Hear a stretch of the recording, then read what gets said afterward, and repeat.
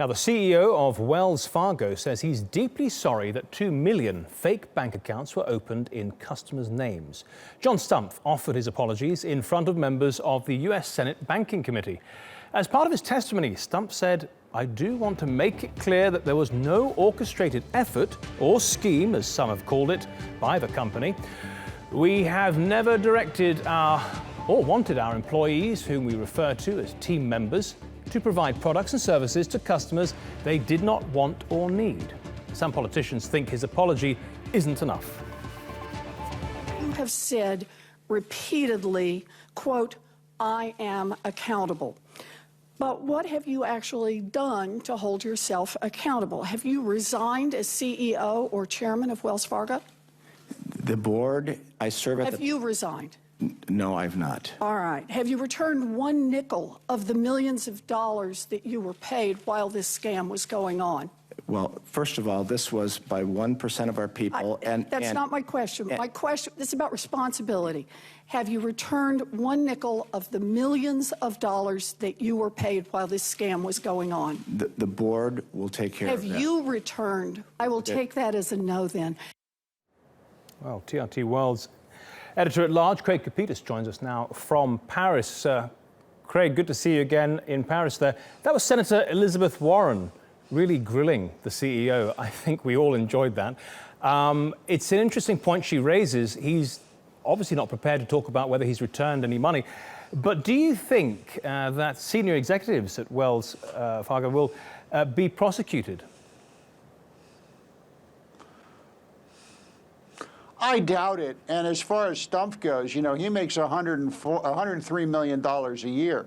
And if he goes away, he has a golden parachute of $124, $125 million. So he's sticking around just out of pride and to put a little bit more cash in his pocket. But Matthew, make no mistake about this. This is a very low-level scam that's going on here.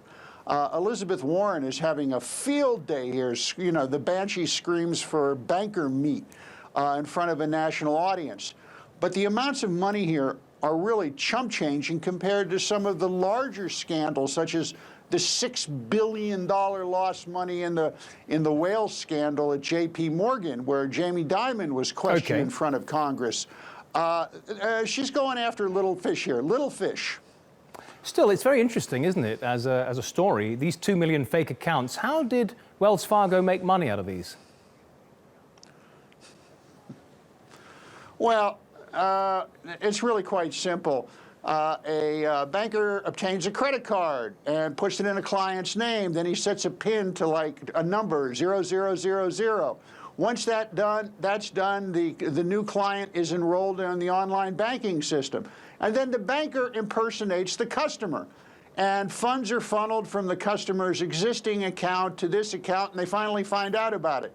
But crunch the numbers here, Matthew, and you'll find out that this was one of this was a grifter scam from day one. Each one of these fake accounts made the bank about $1.14 in profit. I mean, this was not a scam designed to bilk billions. It was a scam that was spawned out of a metric system at Wells Fargo in which employees were rewarded not for how well they did or dealt with customers, but from specifically how many accounts did you sell. That's how they gave people bonuses and advancement in the company. It was going on for years. It was quite widespread. I mean, 2 million fake accounts, and yet he's saying it wasn't orchestrated. Does that make any sense? Well, who did the orchestrating? You see, in my opinion, it's the system. Having looked at these metric systems that management consulting firms put into place at big banks or all kinds of companies, this is what happens when you have fake measurements. You know, the measurement is gamed by the people who work there. I don't think anyone in the company actually said, go and do this, but the metric system, people are human. They said, hey, let's just inflate the numbers. I got you. It still stinks, but that's how it works. All right, Craig Copetas in Paris. Thank you very much.